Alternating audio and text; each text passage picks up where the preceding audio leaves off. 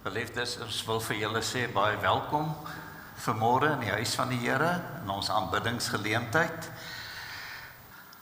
Die een afkondigingkie wat daar is, goeie nes, die almanakke is daar agter vir elkeen om daarvan te neem. En dan het ek gesê dat die erediens is soos in 2 gesprek. Ek is die liturg, ek is eintlik maar net die fasiliteerder van hierdie erediens. Nie 'n baie uitnemende pos wat ek vanmôre beklee nie, maar 'n dienspos.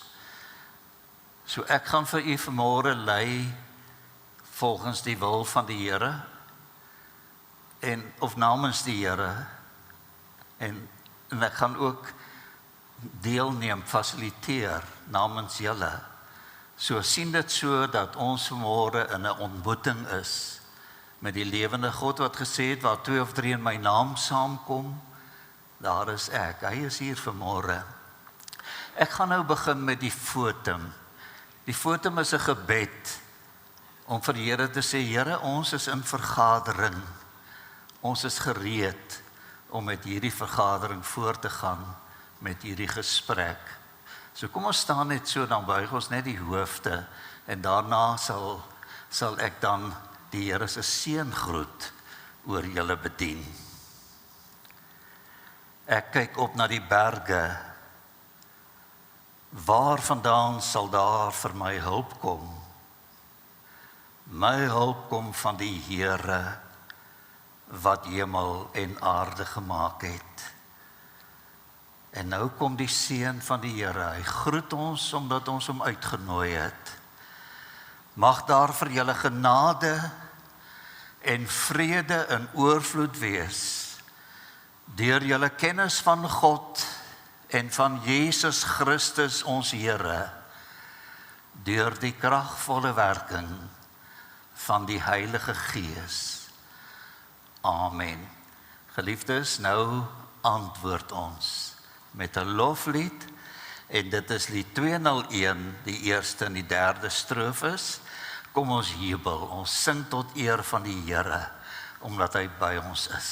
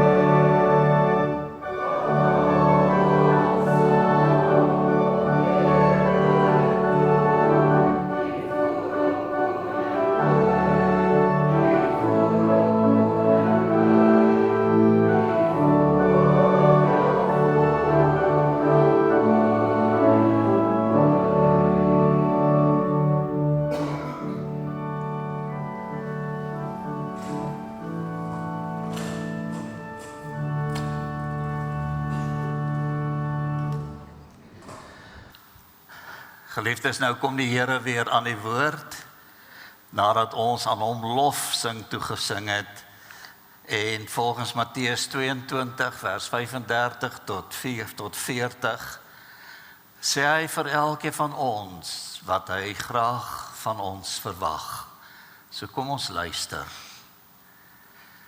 'n Wetgeleerde het by geleentheid aan Jesus in sy lewe hier op aarde die vraag gestel om hom te probeer vastrek. Meneer, vra hy, wat is die grootste gebod in die wet? En Jesus antwoord hom, jy moet die Here jou God lief hê, met jou hele hart en met jou hele siel en met jou hele verstand. Dit is die grootste en die eerste gebod. En die tweede wat hiermee gelyk staan is, jy moet jou naaste lief hê soos jouself. In hierdie twee gebooie is die hele wet en die profete saamgevat. Dit is die eis wat die Here stel. En geliefdes, as ons nou vanmôre eerlik is, God lief hê heeltemal met my hele hart, met al my krag, uit my ganse wese, my siel, en ook my insig, my verstand, dan skiet ons tekort, is dit nie? En daarom is daar vir ons nou die geleentheid. Die Here bring vir ons in hierdie erediens vir die aangrypende waarheid van sy liefde. As hy vir elkeen van ons, want hy ken julle by die naam, dit staan so in die woord van die Here, ek het jou by jou naam geroep en jy is myne. Hy sê vir ons elkeen wat vanoggend hier is by die naam, aan elkeen wat met ware berou en met 'n opregte geloof jou toevlug neem tot Jesus, ons enigste verlosser en saligmaker, gee hy nou aan my die reg om vir julle te sê dat ons verkondig aan u volkome vergewing van sondes, 'n skoon bladsy. Alles wat tussen my en die Here staan, word in hierdie oomblik, in hierdie erediens, uitgewis. En nou is ons ontvanklik om vir die Here te sê wat ons inhoud van ons geloof is. En ons gaan dit vanmôre doen met 'n lied 510, daarvan al 4 die strofes. So kom ons staan op en dan sing ons uit ons hart en uit ons ganse wese, uit ons ganse bestaan. Let ons op elke woord wat ons vanmôre sing, met genade onbeskryflik groot, het jy aan my bewys. Tweede strofe, ek is die naam kind nie werd nie, maar Here, u sien ver, oneindig ver. Genade onbeskryflik groot. Kom ons staan op en dan sing ons dit as die inhoud van ons geloof, as uitdrukking van ons geloof.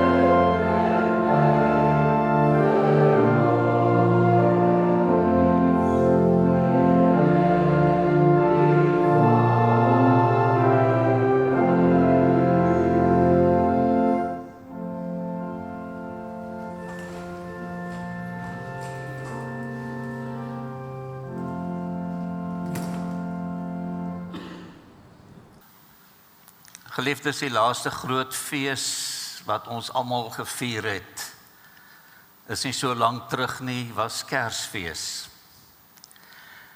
En hierdie tyd waarin ons nou is, in Januarie, is ook 'n feestyd.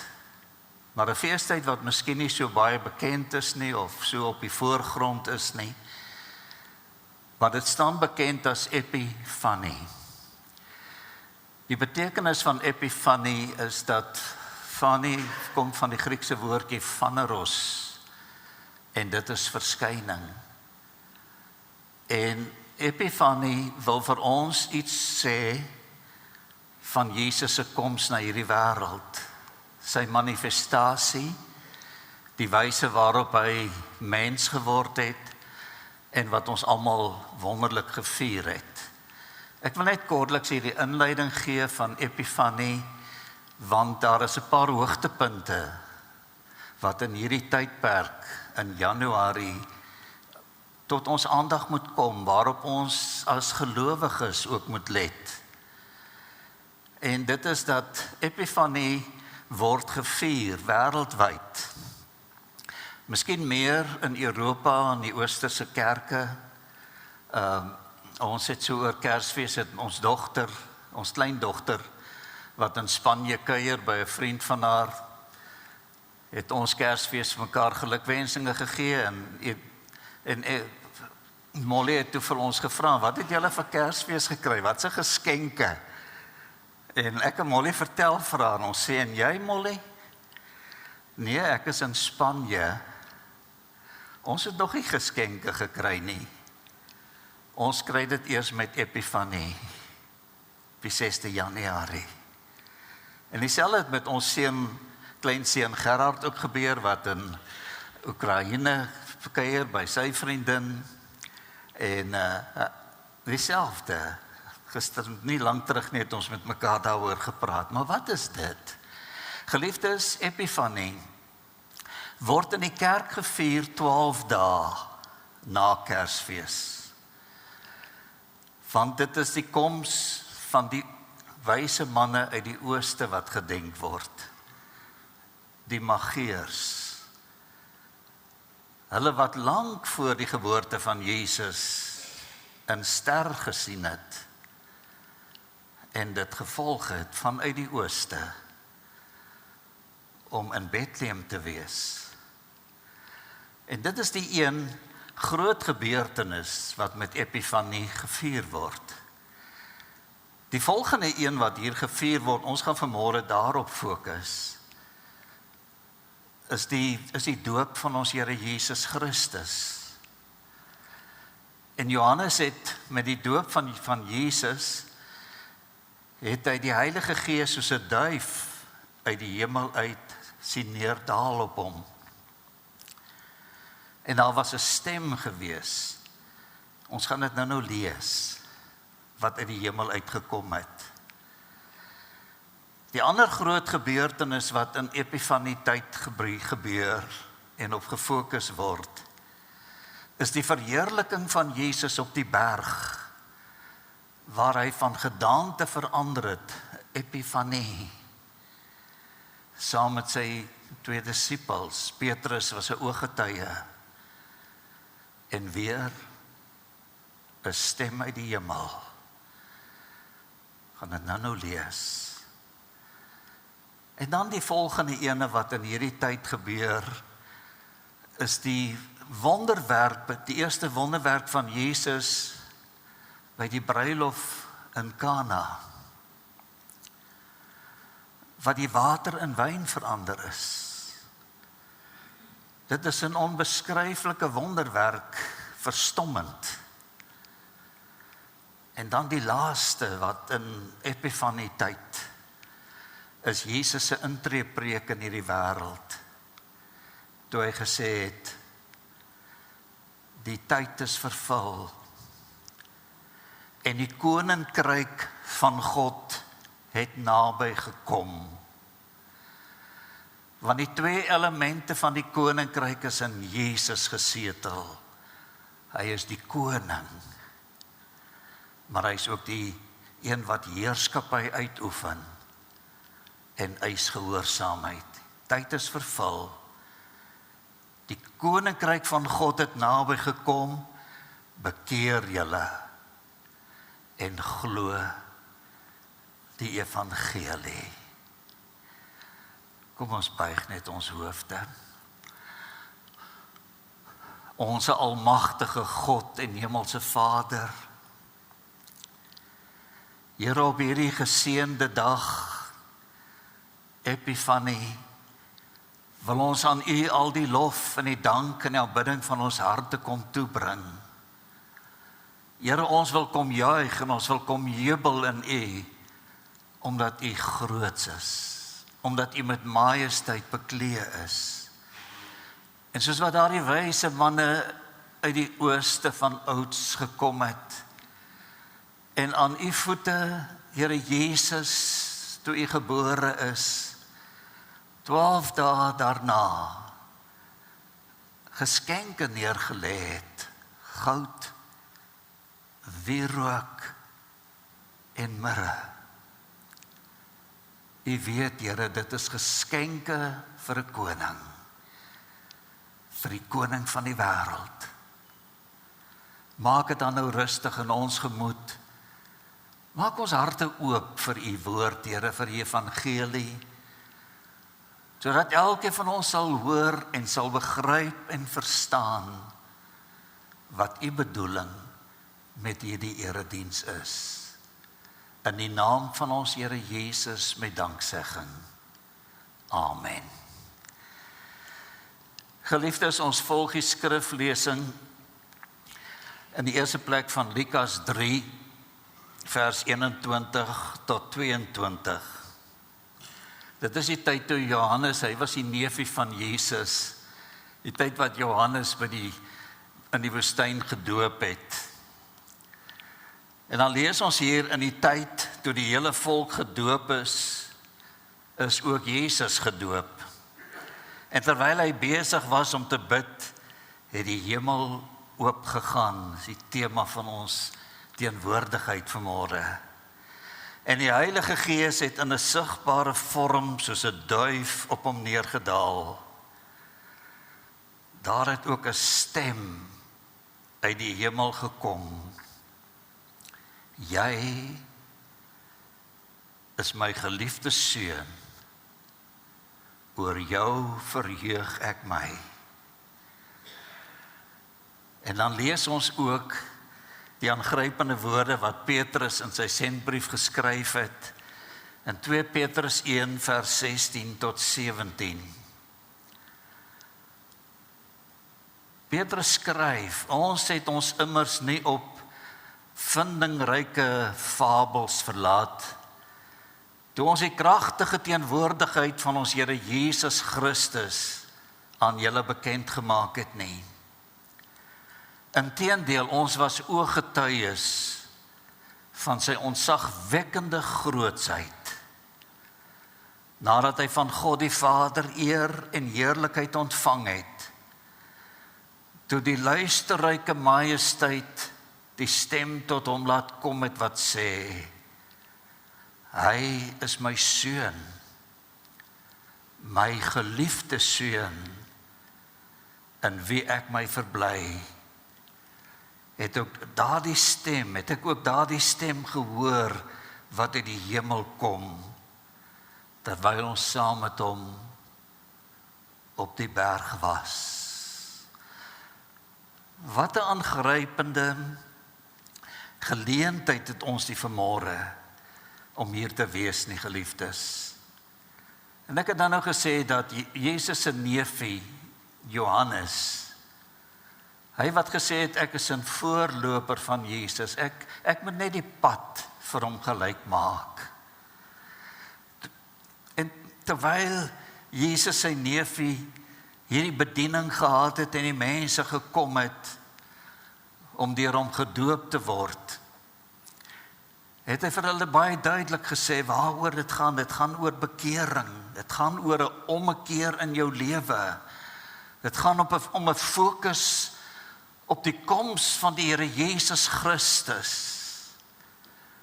Jy sal onthou dat hy by geleentheid gesê het, ek doop met water. Maar hy wat na my kom, sal julle met vuur en met die Heilige Gees doop. En dan is dit interessant, geliefdes, dat Jesus hierdie doop van Johannes ontvang het. En dan maak Jesus sekere uitsprake, en omdat hierdie gewys het op sy koms in hierdie wêreld, wat hy in hierdie wêreld gaan doen, dat daar onderskeid gemaak gaan word van die wat die geseëndes van die Here is en die goddeloses. Daarom het Jesus by een geleentheid gesê, nie elkeen wat vir my sê, Here, Here, sal ingaan in die koninkryk van die hemele nie, maar net hy wat die wil van God doen. In hierdie gedeelte wat Jesus, wat ons hiervan lees, wat Johannes gesê het, ek het gekom en ek doop julle met water, maar hy wat na my is, sal julle met vuur en met die Heilige Gees doop. En in Lukas 12, vers 49 en 50, dis 'n teksvers wat in my Bybel onderstreep is. Want daar maak Jesus 'n uitspraak. Hy sê, ek het gekom om vuur op die aarde aan te steek. En hoe wens ek dat dit al aan die brand was. Ek het 'n doop waarmee ek gedoop moet word. En hoe swaar lê dit op my totdat dit afgehandel is. En dan wys Jesus op verdeeldheid. Ek dink dat ek net gekom het vir vrede nie. Maar daar gaan verdeeldheid wees onder die mense. In die huise, tussen ouers en kinders. Ons kan hom uitbrei en sê in die werkplek, tussen werkgewer en werknemers. Ons kan sê in die politieke wêreld, in die samelewing wat ons is. Almal is nie eensgesind nie. Maar wat bedoel Jesus as hy sê, hoe wens ek dat dit al aan die gebeur is? Dit wys op sy einde. Want op die einde van sy lewe, na sy gevangeneming, toe hy gekruisig is, was sy laaste woorde wat hy uitgespreek het, soos die stem van sy Vader na hom toe gekom het, jy is my geliefde seun. Onthou julle het Jesus in daardie tyd, in sy pyn en sy lyding, het hy sy hoof gebuig en vir die Vader gesê, Vader, in u hande gee ek my gees oor. Weet julle wat gebeur? Toe kom daar 3 ure lang duisternis op die aarde. Die voorhangsel in die tempel skeur van bo na onder. Die allerheiligste word toeganklik. 'n soldaat wat daar gesit het, wat deelgeneem het aan die uitdeel van Jesus se klere, het gesê, hy was onskuldig. Hy is die Seun van God, die Almagtige. So hierdie verwysing van Jesus na die doop met vuur en die Heilige Gees, dui op die taak wat hy het om te vervul, geliefdes. En dit is waarom Epifanie vir ons 'n belangrike tyd in ons lewensbestaan is na Kersfees. Ons moet dit nie by ons laat verbygaan nie. Want Epifanie maak vir ons die pad oop, sodat ons binne die volgende maand, ek dink vandag presies amper 'n maand, net die dag na Valentynsdag, breek as Woensdag aan. En daardie Sondag is dit die eerste Lydenssondag.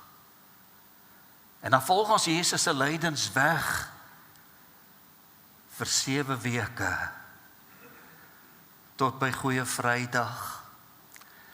En Sondag is die opstanding as hy uit die dood uit opstaan as die oorwinnaar. Wat dan nog vir 'n tyd op hierdie aarde is om sy disippels te ontmoet op die berg. Matteus 28 word dit mooi beskrywe. Dan stap die disippels na hom toe en dan staan vir ons geskrywe en sommige het getwyfel of hy opstaan of hy lewe, want hy het gesê hy gaan opstaan. Maar toe hulle hom sien, toe verval alle twyfel. En toe kom Jesus hulle tegemoet met 'n jubeling. En hy sê, aan my is alle mag gegee in die hemel en op die aarde. Kyk, ek is nou met julle al die dae van die lewe tot die volëinding. En dis waar sy gees later uitgestort is. En dit is Jesus, die Messias, wat ons aanbid, wat gebore is in 'n stal in Bethlehem.